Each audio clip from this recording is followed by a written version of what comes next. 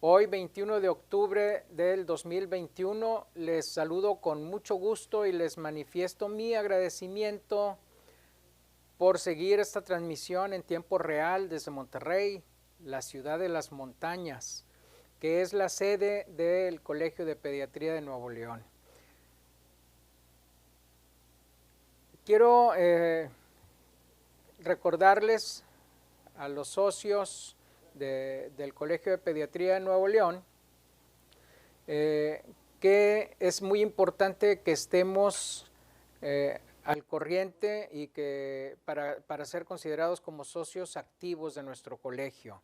Tenemos que, quien no esté regularizado en sus cuotas puede hacerlo. Tenemos la cuenta del colegio. ¿Pueden ponerme por favor la diapositiva de la cuenta del colegio? Es en BBVA. La cuenta y la clave bancaria aparecerán ahorita en algunos instantes en la pantalla. Aquí la tenemos. Es muy importante, es indispensable estar al día en sus cuotas para mantenernos como socios activos y para continuar con el desarrollo de nuestras sesiones. Los pagos los pueden realizar en la cuenta de BBVA que está apareciendo en su pantalla o directamente en la oficina del colegio en el Centro Médico Hidalgo, de lunes a viernes entre las 9 de la mañana y las 3 de la tarde, con nuestras asistentes Brenda y Angélica. Puede ser también a través de un depósito bancario directamente en la sucursal bancaria o más cómodamente a través de una transferencia bancaria. Reciban por mi conducto un saludo muy afectuoso del doctor Jesús Gerardo Guajardo Treviño y de la doctora Ana Rosa Sumano, respectivamente presidente y vicepresidente de la Confederación Nacional de Pediatría de México, y quienes nos están esperando ya en el 52 Congreso Nacional de Pediatría CONAPEME, que se llevará a cabo del 28 al 31 de octubre, ya es la próxima semana, en Veracruz. Todavía se pueden inscribir. La página es www.conapemecongresos.org. Muy bien. Quiero agradecerles a todos y cada uno de quienes siguieron nuestro Congreso Internacional de Pediatría Monterrey 2021, que se realizó del 20 al 24 del mes pasado, desde septiembre, y del que hemos recibido muchos y muy buenos comentarios tanto de nuestros colegas y socios de la localidad, de pediatras de diferentes ciudades de nuestro país, de pediatras que siguen también o que siguieron nuestro evento desde el extranjero, y lo más importante también es que recibimos muy buenos comentarios de los mismos profesores que estuvieron participando y que estuvieron siguiendo cómo se llevó a cabo este congreso. Un congreso en la gran mayoría virtual, y bueno, pues esperemos que haya sido de su agrado. Tenemos muy buenas métricas, eso no nos deja del todo satisfechos, más bien nos compromete a seguir mejorando la calidad del Congreso, este evento académico del Colegio de Pediatría de Nuevo León. Quiero agradecer y reconocer el trabajo de todos y cada uno de los integrantes de la mesa directiva que me honro en presidir, y en especial a quienes conforman el comité científico que con su planeación y desarrollo mantienen las actividades académicas de nuestro programa de Educación Médica Continua 2021 del Colegio de Pediatría de Nuevo León, con la calidad clínico-científica que les caracteriza. Esta noche tenemos un tema muy interesante y de actualidad, de mucha importancia no solamente para el pediatra, sino para todo aquel trabajador de la salud de primer contacto en la atención del niño y de su familia. Agradecemos a Sanofi su colaboración para llevar a cabo esta sesión académica y al doctor Rodolfo Jiménez Juárez el haber aceptado la invitación a participar en esta sesión académica y agradecemos su presencia para presentarnos su charla, la importancia de la vacunación contra la influenza en edad escolar. El doctor Jiménez Juárez es infectólogo pediatra, es especialista en pediatría e infectología pediátrica, tiene maestría y doctorado en ciencias médicas por la UNAM y se desempeña actualmente como jefe de infectología pediátrica del Hospital Infantil de México, Dr. Federico Gómez. Doctor Jiménez, muchas gracias y le cedo cámaras y micrófonos. Adelante, doctor. Muchas gracias. Hola, buenas tardes. Pues muchísimas gracias por la invitación. Siempre es un gusto poder participar con ustedes. Y pues ahora pues nos pidieron que platicáramos con ustedes uno de los temas que más me gustan, que ha sido un tema de mi práctica pediátrica privada, tanto privada como institucional e incluso como investigador ahora, ya haciendo nuestros pininos como investigador. Pues en este sentido de lo que es las enfermedades prevenibles por vacunación. Y en este caso vamos a hablar de la importancia de vacunar a los escolares contra influenza. Y en este sentido, pues es porque, como ustedes saben, la política de vacunación contra influenza puede llegar a variar entre diferentes, digamos que países. Las recomendaciones, la recomendación de nuestro país pues es la vacunación estrictamente solamente a grupos de riesgos, mientras que la vacunación, por ejemplo, en Estados Unidos, del cual ustedes están muy cercanos, es la vacunación universal para fines prácticos. Y entonces, en ese sentido, hay una diferencia bastante importante en diferentes sentidos que vamos a comentar ahorita. Bueno, estas son mis declaraciones de transparencia. Y la agenda que vamos a tocar es la importancia de los escolares para la generación de epidemias, los estudios sobre escolares e influenza y los estudios para vacunación que existen en vacunación en escolares, tomando también en cuenta el estudio que nosotros hicimos en el Hospital Infantil de México. En este sentido, primero lo que quiero platicarles un poco es la parte de cómo está la parte de carga de enfermedad de la influenza en la población pediátrica, en la población de escolares. En términos generales, ustedes ven en amarillo virus sincicial respiratorio, que va a ser otro tópico en el breve, seguramente en prevención. BCR particularmente su mayor importancia es en menores de 4 años, tiene una carga importante de la enfermedad. Sin embargo, la parte de influenza, que son los otros colores, ustedes los pueden ver que empieza a tomar importancia a partir de los 5 años. Este estudio, perdón, se está viciando mucho el audio por ahí. Hola, hola. Hola, hola.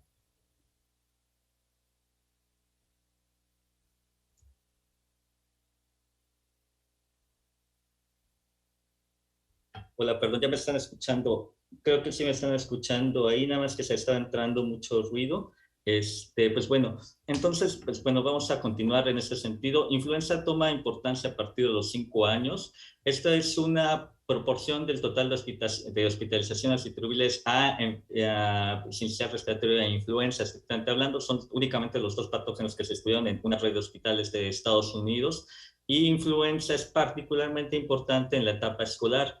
Ya después, tanto más jóvenes como más grandes, ahí están también otro virus sincicial respiratorio retomando protagonismo después de los 75 años. En el anciano también es una enfermedad, es una causa de hospitalización importante.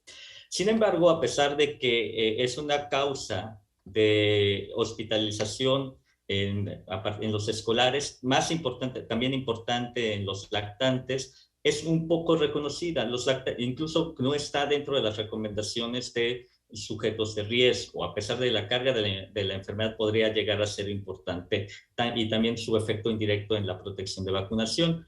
En Estados Unidos es el 10% de los niños que tienen, que están en edad escolar van a tener una enfermedad, van a tener alguna infección que van a representar 22,000 días de hospitalización y 4 millones de consultas anuales. La carga económica tampoco es en absoluto nada despreciable, dado que esto representa 1.5 billones de dólares para Estados Unidos. Una economía de primer mundo, una economía que tiene un producto per cápita bastante más alto que el de nosotros, pero que también en un momento determinado va a tener una mayor población. Estados Unidos tiene más de 300 millones de personas, nosotros tenemos 130 millones de personas aproximadamente. Adolescentes está ahora con todo lo de COVID, tenemos más o menos 10 millones de adolescentes, escolares también tendríamos un poco más que esto, como si se quisiera cambiar a una situación de cobertura de la vacunación, y al final les voy a mostrar algunos resultados de un estudio de costo-efectividad que ya se hizo. Esto está publicado en forma global. Esta es una estimación en forma global que se hizo hace un par de años con relación a las hospitalizaciones y episodios de infecciones o de enfermedades, mejor dicho, atribuidos por influenza, y que después está ajustado por 100,000 personas. Y en este sentido, como tal, por número de casos, en la etapa escolar es de las que importa más, es de las que se ven más casos y más hospitalizaciones por número absoluto. Sin embargo, cuando se ajusta a la tasa, que es un lenguaje muy recurrente en epidemiología, cuando se ajusta a 100,000 personas, esto disminuye discretamente su importancia. Es el cuarto grupo aproximadamente, el de los niños de 1 a 4 años aquí, y después empieza una forma de U, y incrementando su importancia ajustada por 100,000 personas ya en la población que se está considerando de alto riesgo, que son los mayores de 50 a 65 años, que es cuando empieza la escalada de la incidencia en una estimación que es de la tasa por cada 100,000 personas de ese grupo de edad. Sin embargo, en el número absoluto de casos, tanto de hospitalizaciones como de enfermedades, uno de los grupos más importantes son el de los escolares. Si nosotros le sumamos tanto en hospitalizaciones como en episodios, el grupo de 5 a 14 años terminan siendo el primer grupo. Máxime, si llegamos hasta los 19 años, estaríamos abriendo este recuadro que les estoy mostrando aquí, y sería el primer grupo como causa absoluta de casos y de hospitalizaciones por influenza. Entonces es un grupo que no es en absoluto nada despreciable. Adicionalmente, los escolares tienen la gran virtud de que son un vector de la infección. Muchos habló de COVID-19, de qué iba a pasar con los escolares, con el retorno a clases, etcétera. Y el gran temor era por lo que se conoce con otros virus respiratorios. Influenza probablemente sea el que esté mejor estudiado en este sentido, y se sabe muy bien que los escolares son un vector para la transmisión comunitaria de influenza. Este grupo de edad es el que nos va a propagar las epidemias anuales, y cuando hay intervenciones en escuelas, por ejemplo, también se ve un efecto en las poblaciones incluso de alto riesgo, ¿sí? Y entonces ellos son cuando se infectan al inicio de la temporada, son los que la van a propagar. Si ellos no se infectaran al inicio de la temporada, la propagación de la epidemia es mucho más lenta. Y en este caso, el gran detalle es que los escolares van a estar en contacto con personas que potencialmente pues terminan siendo de alto riesgo, como las personas inmunocomprometidas, los niños pequeños, que por todas las cuestiones anatómicas y fisiológicas que ustedes conocen son de mayor riesgo para desarrollar una enfermedad grave, la abuelita o la mamá que está embarazada. Y entonces, potencialmente esto nos puede dar una mayor carga de la enfermedad en el sentido de estar amplificando la enfermedad, pero hacia los grupos de riesgo. Perdón, no está avanzando mi presentación. Ahí ya está.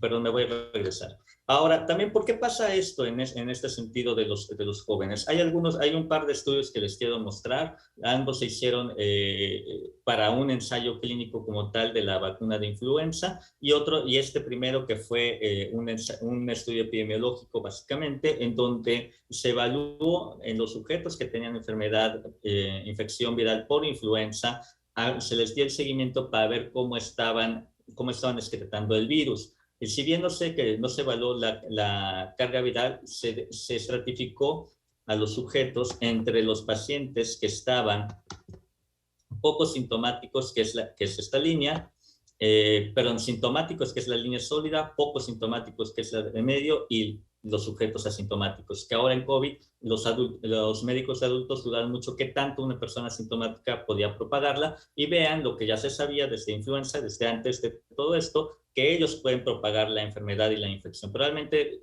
contagian menos por tener un inóculo menor, pero a final de cuentas van a estar propagando la enfermedad. Y en el que está claramente sintomático, la media de los que van a estar excretando el virus va a ser alrededor de 9 días. Esto es detectado por PCR. Es cierto que también podrían ser una situación no infecciosa. Y cuando se evalúa, este fue un ensayo clínico para vacuna de influenza, cuando hacen este análisis estratificado de los sujetos infectados, lo analizan el shedding, analizan la excreción del virus y lo estratifican por el grupo de edad, 0 a 5 en el grupo rojo, 6 a 15 años en el grupo azul, 16 a 64 años en el grupo en verde. Y como podrán ver, la mediana de los sujetos que van a estar excretando influenza, que van a tener una RT-PCR positiva, es alrededor de 9 días, muy similar, muy en el mismo contexto que el siguiente, que el estudio previo.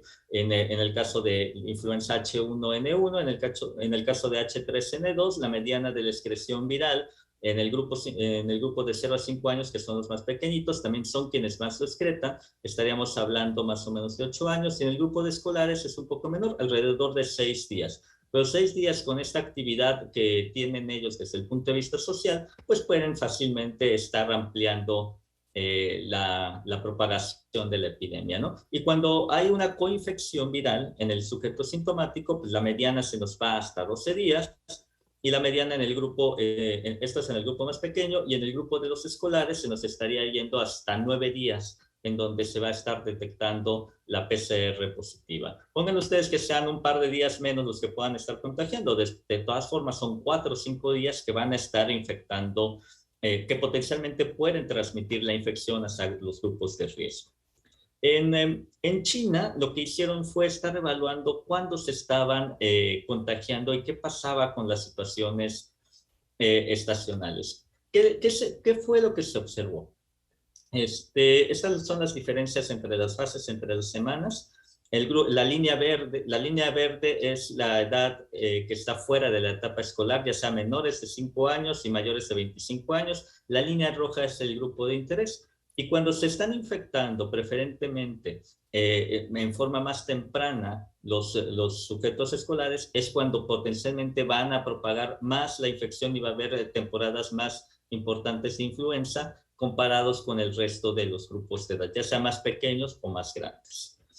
En México, este es un estudio que se hizo a partir de los datos de la Dirección General de Epidemiología, fue financiado por la industria farmacéutica también, un laboratorio diferente a Sanofi, y a final de cuentas, lo que se observó aquí es que en esta temporada, que fue la 2015-2016, si no mal recuerdo, fueron 76,000 sujetos que tenían Ilisari. En total, de los que se lograron detectar como tal con el virus, una confirmación virológica, fueron solamente el 24%, 18,570. Esto también tiene que ver con la parte de las evaluaciones famosas centinelas que se tiene ya muy bien estructurada para la parte de influenza. De todos estos, la mayor parte de los casos fue en mayores de 18 años. En el caso de los niños, el 30% fueron confirmados, y la mayor parte de las infecciones en este periodo de estudio se debió a la influenza H1N1. Cuando se evalúan los grupos de edad en las 2 últimas temporadas reales de influenza que tuvimos, que la de 2020-2021 no la estaríamos contando, para fines prácticos no hubo influenza, lo que se ve es que los grupos, primero en 2018-2019, aquí no quitan o no ponen perfectamente bien el grupo de escolares, porque incluyen junto con los preescolares aquí, son los 2 grupos más importantes, aquí sumados de 1 a 19 años de edad, aquí que ya lo pueden dividir entre 5 hasta los 19 años, claramente serían el grupo con mayor número de casos, coincidente con lo que está reportado en la literatura internacional. Entonces, pues realmente no hay mucha duda en que en el número de los casos había. Ahora, lo que en México no estaba bien estudiado era la parte de los desenlaces clínicos. Entonces, en el Hospital Infantil de México propusimos un estudio epidemiológico para evaluar los desenlaces clínicos de influenza, dado que a partir de 2013 nosotros empezamos a hacer como standard of care en todos los niños con infección respiratoria baja o que se hospitalizaban por influenza y tenían algún interés que potencialmente la detección de un virus respiratorio cambiara la decisión clínica, por ejemplo, del neutropénico febril, que posteriormente evoluciona bien y que se pueda retirar rápido los antibióticos, se les tomaba una prueba de PCR múltiplex. Y en este sentido, nosotros teníamos una base de datos de 5.847 casos. Después de evaluar todo, nosotros apenas tuvimos 410 casos positivos de influenza. Quitamos 106 sujetos que estaban duplicados, los expedientes no disponibles, etcétera, la gran desventaja de hacer un estudio retrospectivo, y nos quedamos con 304 sujetos evaluados. De estos teníamos 92 casos de influenza nosocomial que son excluidos, por eso hay que vacunarnos como personal de la salud para evitar estos casos de influenza nosocomial que pueden ser bastante más importantes desde el punto de vista de desenlace individual para nuestros pacientes que ya estando hospitalizados pueden estar debilitados o con inmunodepresión. Y nos quedamos con 212 en 5 temporadas que fueron analizados.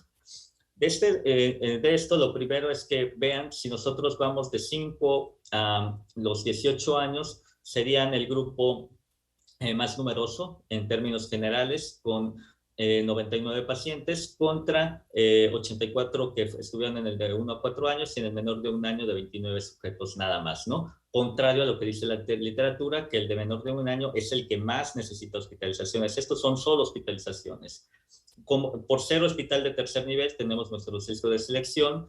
La mayoría tuvo comorbilidades. La comorbilidad depende de la edad en la que se está infectando. Si es más grande, pues una de las grandes comorbilidades que tenemos en el infantil es el cáncer.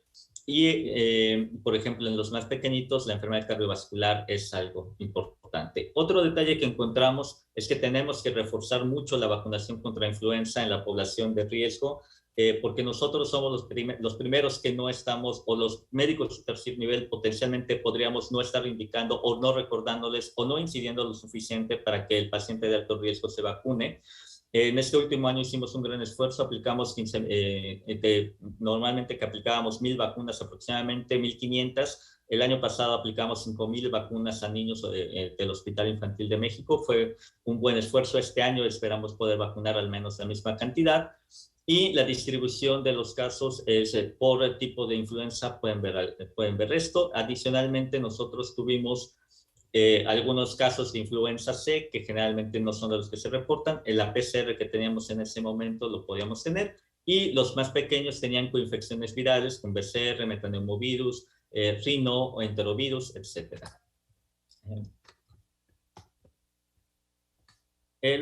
Con relación a los síntomas más frecuentes, básicamente las diferencias dependen del grupo de edad en el que estén. La irritabilidad la van a presentar los más pequeños, los más grandes ya dicen me duele la cabeza. Los que tienen dificultad respiratoria también van a ser los más pequeños. Y los que refieren a algunos síntomas subjetivos como pueden ser mialgia o odinofagia, potencialmente podrían ser los mayores en ese caso, ¿sí?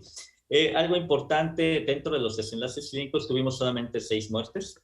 Las 6 muertes se presentaron en menores de 10 años de edad. En adolescentes no tuvimos ni una sola defunción, pero en todos los grupos de edad llegamos a tener ventilación mecánica y la necesidad de hospitalización en terapia intensiva. En el grupo de adolescentes, hasta el 23% aproximadamente tuvimos la necesidad de ingresarlos a terapia intensiva. El grupo de escolares de 5 a 9 años, desde el punto de vista del desenlace grave, terapia intensiva no les iba tan mal en términos generales, fue el grupo más beneficiado y que incluso lo tomamos para algunos análisis como de referencia. Que esto es, por ejemplo, el análisis de Kaplan-Meier para la ventilación mecánica, en donde se observa que no hay diferencias entre los grupos. Es decir, para ventilación mecánica, una vez ya estando hospitalizado, no tiene mayor riesgo el lactante de tener ventilación mecánica comparado con el escolar. Y eso es algo importante porque también desde un punto de vista epidemiológico aquí podríamos decir, bueno, tan importante sería la vacunación para el escolar como tan valiosa es la la vacunación contra el lactante, para el lactante, perdón, contra influenza. Ahora, desde el punto de vista intentamos evaluar predictores para ventilación mecánica y la clínica sí termina siendo los mejores aliados. Tanto la disociación toracoabdominal como la cianosis fueron predictores para ventilación mecánica. Aquí se ve gráficamente en las curvas de Kaplan-Meier.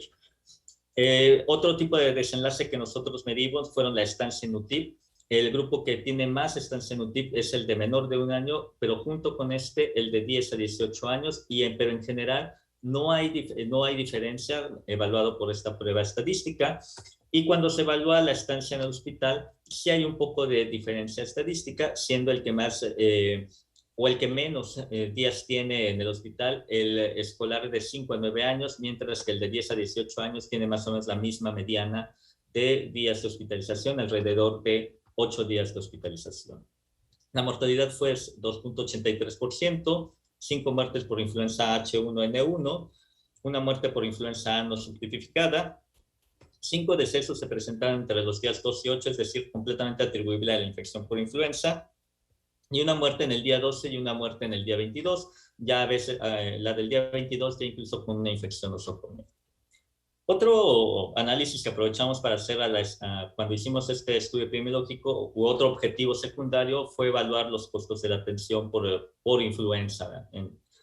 Y entonces lo que hicimos es un análisis que se llama de microcosteo, donde para fines prácticos se va palomeando todo el uso de recursos, después se le agrega lo que el hospital dice que debe de costar ese estudio y se pondera para cada grupo de edad.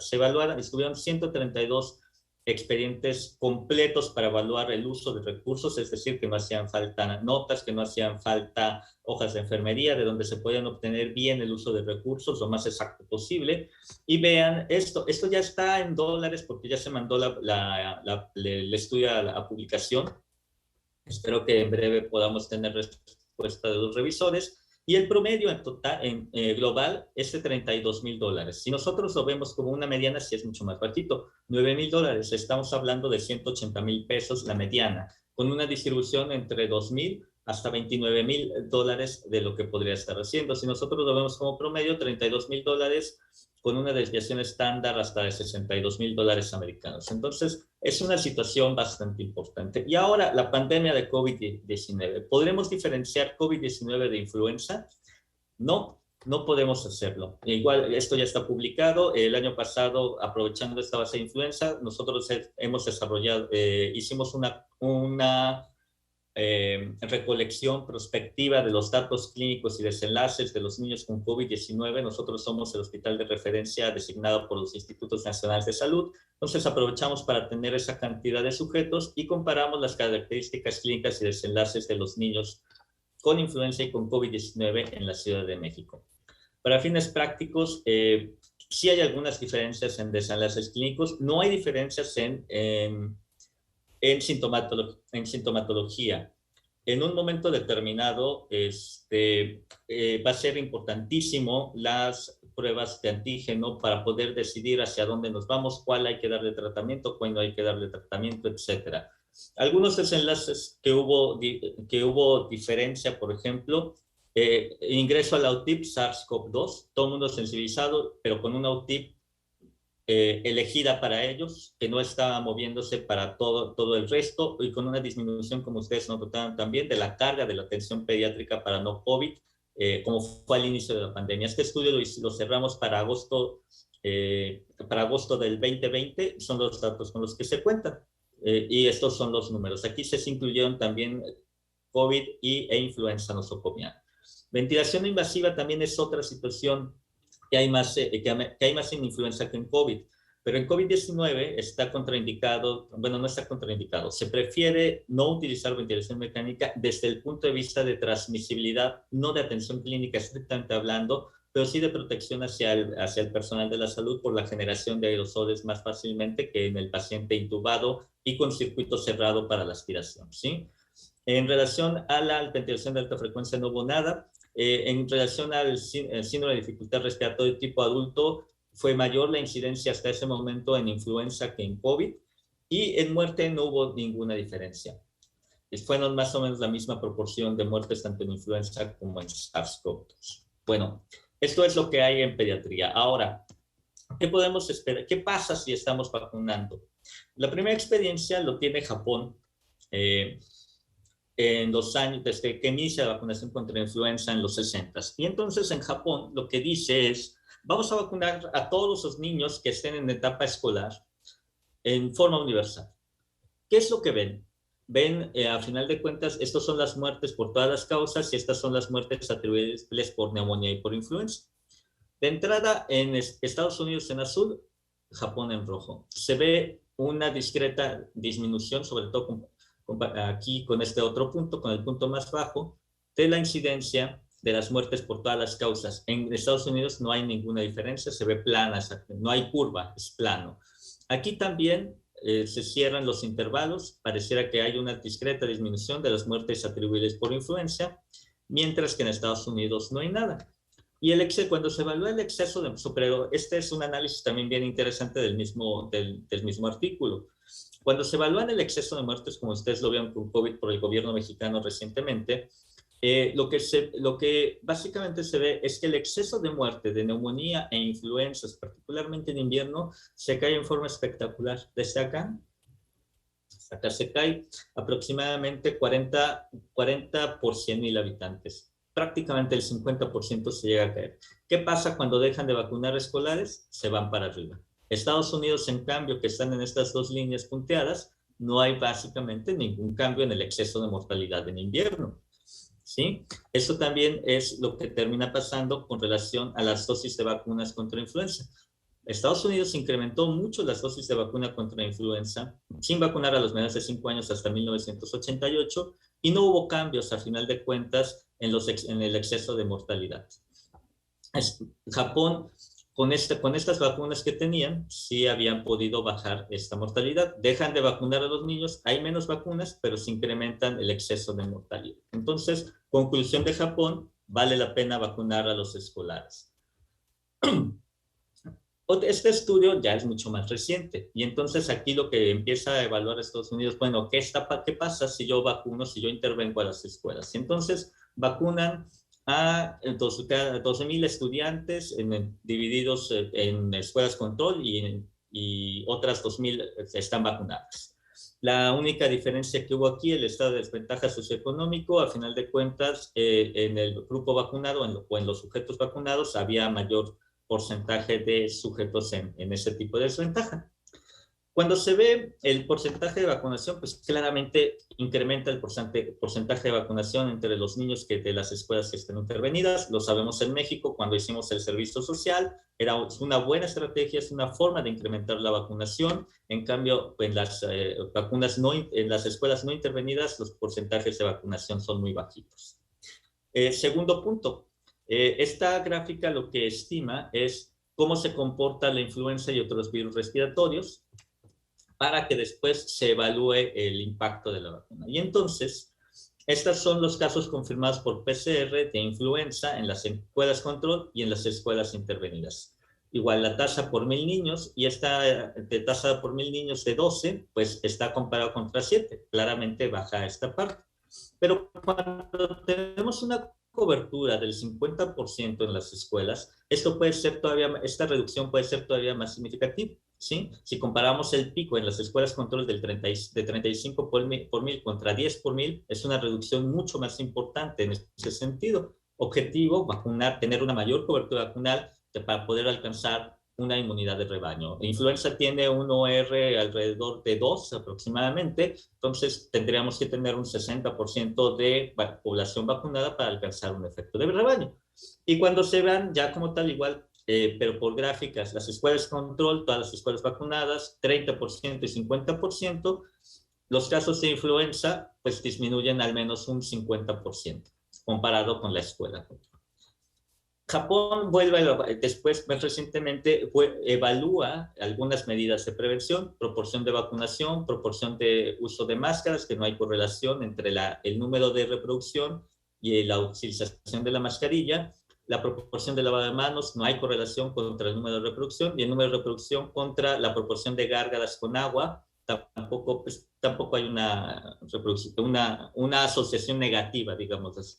Sin embargo, con la proporción de vacunación, si nosotros conseguimos una vacunación alta, sí se observa una correlación negativa en el número de reproducción, que en este caso, en esa temporada que evaluaron, había sido sin vacunación prácticamente de 1.4, ¿cómo puede caer a prácticamente 1? Es decir, estaría controlada la epidemia de influenza en este sentido, ¿no? Y esto es vacunando a los escolares, igual en Japón. Y en Oakland, este es un artículo del año pasado, evalúan a distritos, comparan distritos vacunados y no vacunados de escuelas primarias y comparan el efecto por el ausentismo, el efecto directo en niños y en adultos, el indirecto en hospitalizaciones en ancianos y el efecto completo para todas las edades. Al final de cuentas son 4 temporadas evaluadas. En la última ya se observa un efecto indirecto que se alcanza en ancianos bastante importante, donde disminuyen en promedio hasta 600 hospitalizaciones. En niños, que serían el efecto indirecto, se estaría viendo también, perdón, esos son efectos indirectos fuera de la edad escolar, menos del 50%, de 50 por 100.000 habitantes. Y en el ausentismo escolar también se observa una reducción en términos generales, ocasionadas por enfermedad tipo influenza, como va bajando en los últimos años. En conclusión, los estudios epidemiológicos sugieren que la vacunación de influenza tiene una gran efectividad para disminuir ausentismo, enfermedad, hospitalizaciones y enfermedades también en grupos no vacunados. Por lo tanto, potencialmente podría ser una buena intervención en salud. Y este es un metaanálisis de las diferentes vacunas de influenza con vacunas vivas, con vacunas inactivadas, por ejemplo, que aproximadamente lo que tienen es una efectividad indirecta, más o menos, aquí lo marcan hasta del 60%, pero en realidad estaríamos hablando más o menos de un 30%. El metaanálisis global, Forest Plot, estaría hablando de un 32%, ¿no? Que es lo que se podría esperar si se adoptara una política de vacunación. Por lo tanto, Japón y Holanda están evaluando la inmunización en los escolares.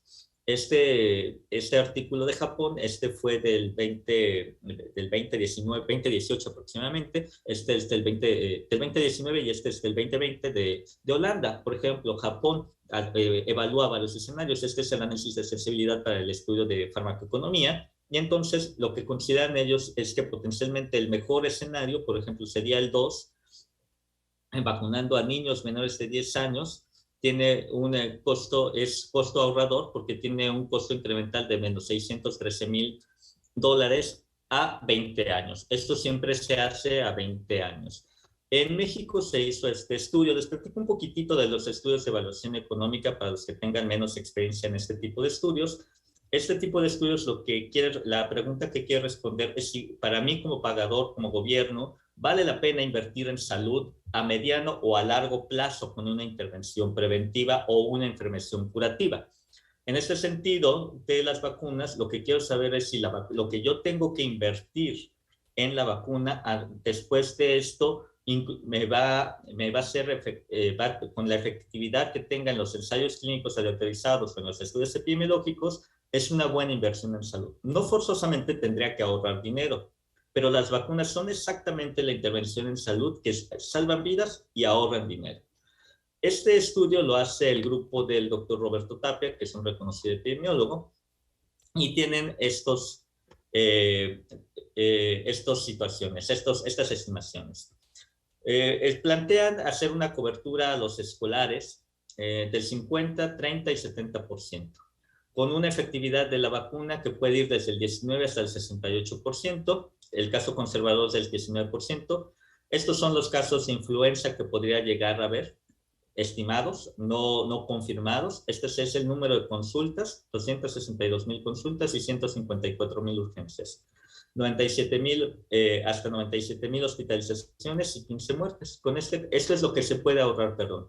En el caso conservador, pues bueno, se pueden ahorrar menos, se pueden evitar menos situaciones. Solamente 59,000 consultas, 153,000 casos de influenza, solamente 3 muertes se evitarían y en el caso optimista hasta 28 muertes. A final de cuentas, estos son los millones de dólares que se podrían estar ahorrando el gobierno en caso de que se decidiera la vacunación para influenza.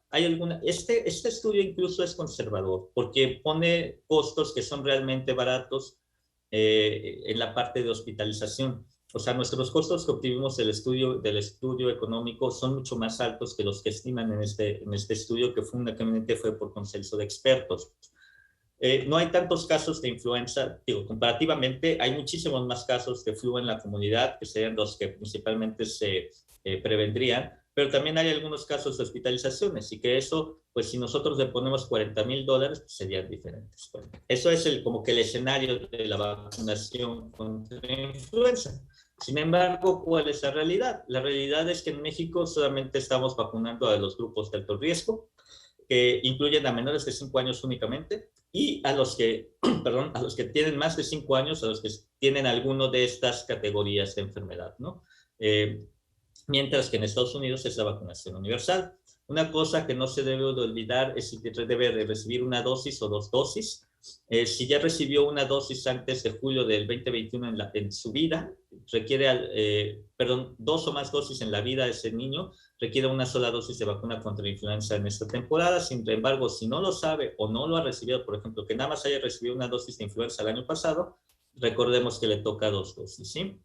Recordemos que ya ahorita, en términos generales, la alergia al huevo, a menos que sea una reacción anafiláctica, ya no contraindica la vacunación contra influenza inactivada, con la vacuna de influenza inactivada, perdón, y que la efectividad de la vacuna de influenza en los niños, pues no es la de la poliomielitis, que se acerca al 100%, pero el que evite, que reduzca el riesgo de hospitalización 57%, cuando la vacunación es incompleta, en general, 61% cuando la vacunación es completa y 33% con vacunación incompleta es bastante bueno, y más en una temporada donde ya los niños están regresando a actividad normal. Y que me reduzca al menos 50% la posibilidad de muerte en niños con comorbilidad, pues bueno, esto es como para que lo podamos estar haciendo, recomendando a nuestros colegas. Otra duda que va a salir este año es, ¿puede ser administrada con cualquier vacuna contra COVID? Ya sabemos que nos hemos quejado todos de las restricciones en política de vacunación contra COVID-19, y en este sentido, pues bueno, cuando ya se decida vacunar a todos los adolescentes, o ustedes que están cerca de Estados Unidos y que incluso el Estado creo que decidió vacunarlos, se puede coadministrar COVID autorizada. En este caso, pues sabemos que la única autorizada es la de RNA mensajero. Por último, la composición de la vacuna.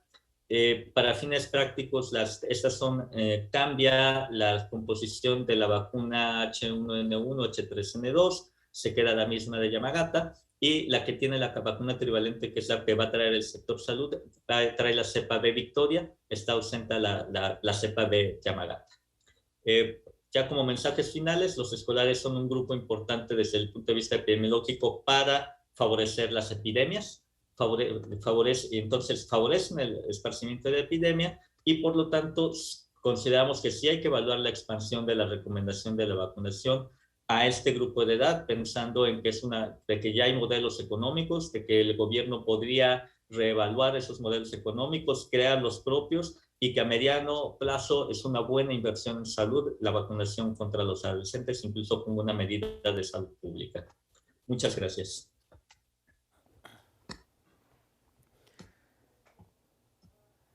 Doctor Rodolfo Jiménez, muy interesante todos estos conceptos que ha compartido con nosotros. Es muy importante que los tomemos muy en cuenta para esta temporada que ya inicia ya la vacunación de influenza. Es muy importante que eduquemos y recomendemos a los cuidadores de los niños, a los padres de familia, a los profesores, maestros de las escuelas, esto que es bastante importante, la prevención, y más que estamos ahorita en medio de una situación que ya no puede considerarse epidémica, porque ya el COVID está prácticamente estable en nuestro país. Entonces, es muy importante. Vamos a pasar a la sesión de preguntas y respuestas y quiero agradecerle al doctor Ismael Piedra que conduzca esta sección de la sesión.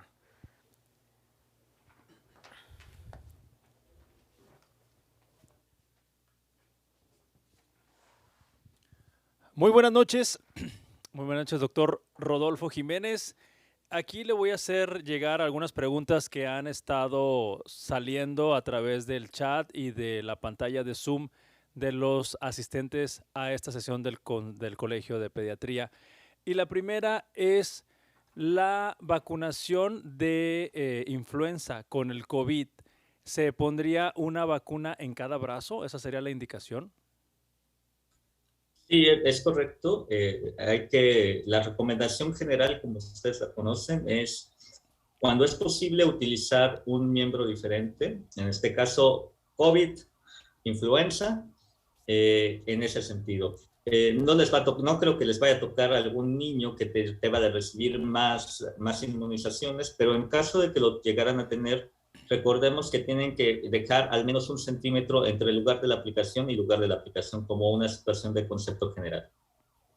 Ok, muchas gracias. La siguiente pregunta es respecto a la indicación que nos acaba de dar de que el niño o niña que no se vacunó el año pasado, que este año que hay vacuna, se pongan 2 dosis.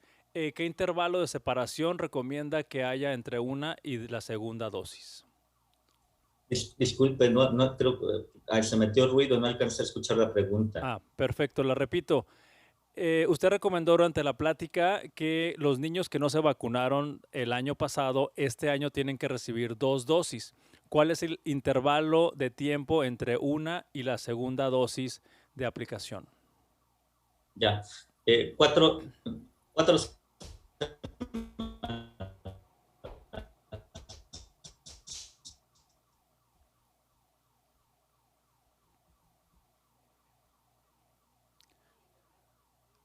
Me parece el que intervalo el mínimo es doctor de 4 tuvo semanas. algunas dificultades con el internet.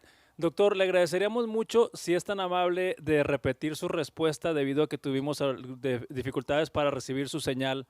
La pregunta era qué Sí, intervalo de tiempo se tiene que tomar en cuenta entre la primera y segunda dosis cuando los niños no fueron vacunados el año pasado. sí, 4 semanas es el intervalo mínimo que deben de recibir. No pasa nada si son 6 u 8 semanas, bueno, el tiempo en riesgo, pero al menos 4 semanas de diferencia.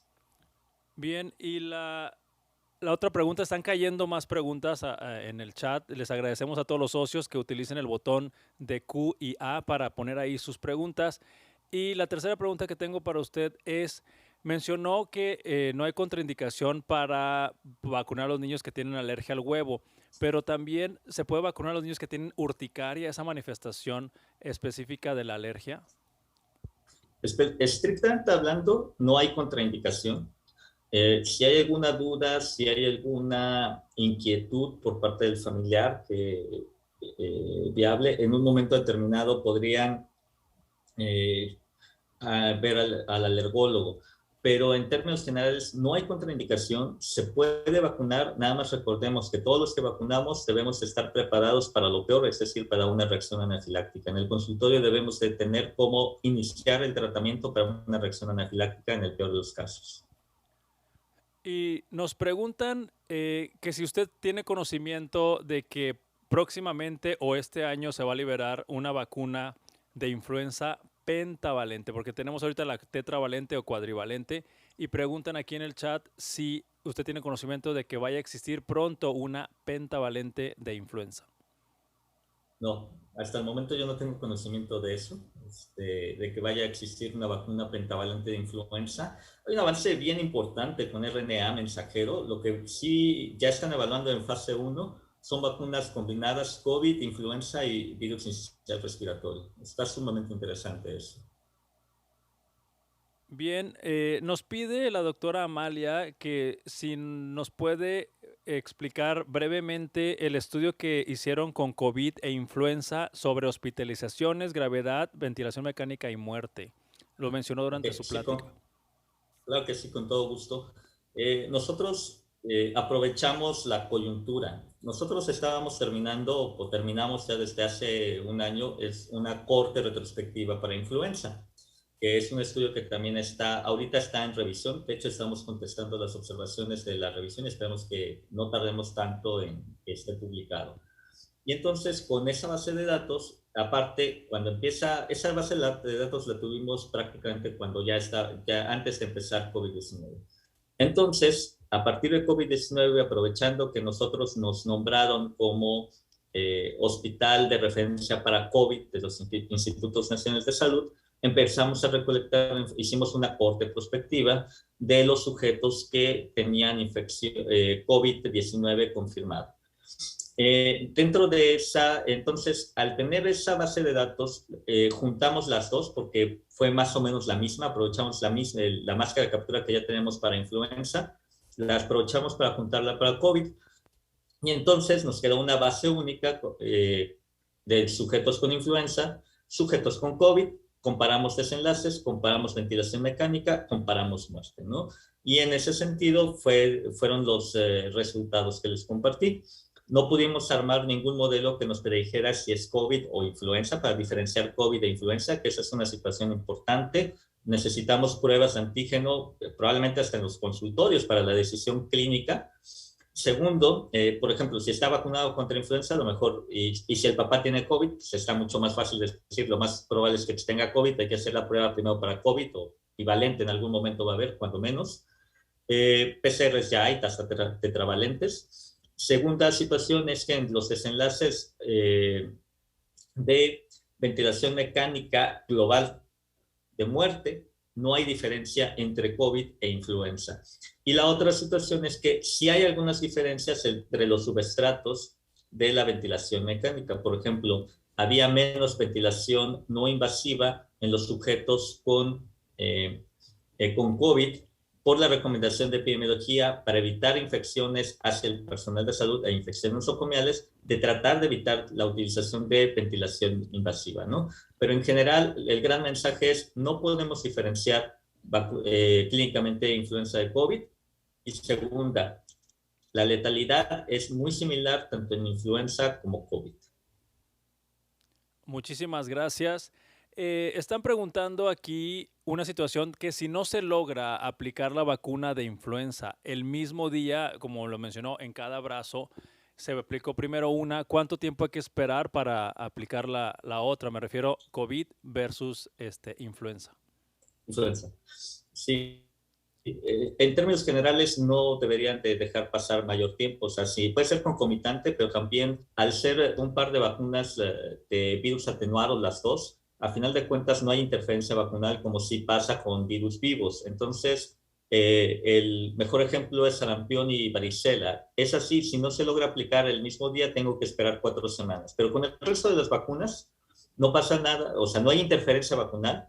Si yo pongo hoy una vacuna y en 3 días la otra o en una semana la otra, ¿no? Si quieren evitar angustias de los papás, que si los efectos colaterales o demás, a lo mejor pueden espaciar un poco, pero eso ya es a la discreción del pediatra y para una situación de la relación médico-paciente con los papás, no por una decisión técnica en relación al sistema inmune y a la seguridad. Tendría que ser, bueno, son seguras, y no hay interferencia vacunal entre las dos desde el punto de vista de inmunidad.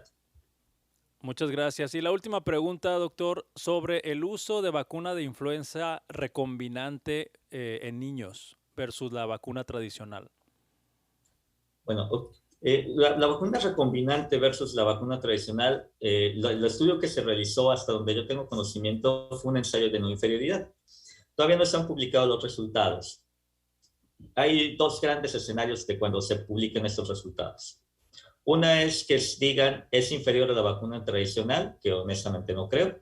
Y la siguiente, lo que va a decir es esta vacuna fue no inferior a la vacuna tradicional.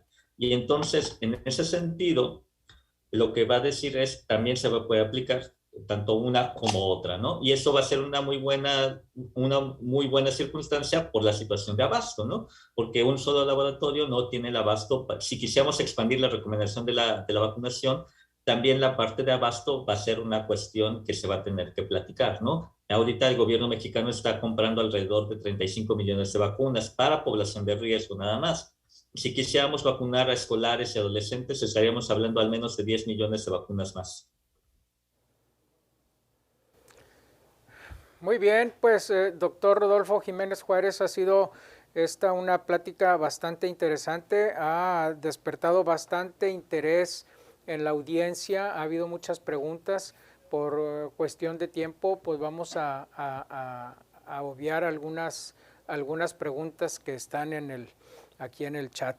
Nosotros queremos agradecerle, doctor Rodolfo Jiménez, y quiero mostrar el diploma de reconocimiento y agradecimiento para su participación con el programa de educación médica continua del Colegio de Pediatría en Nuevo León. Le agradecemos mucho, doctor, que tenga usted muy buenas noches. Y quiero a todos los socios del Colegio de Pediatría recordarles que en su correo electrónico está ya la convocatoria para la elección de vicepresidente para el ejercicio 2021-2022. Por favor, quienes tengan la intención de registrarse como candidatos, ya está ahí la convocatoria y pues pronto vamos a hacer la elección el socio pediatra que resulte electo como vicepresidente tomará protesta en la sesión de diciembre con el cambio de mesa directiva. Les agradezco mucho su atención, tengan ustedes muy buenas noches.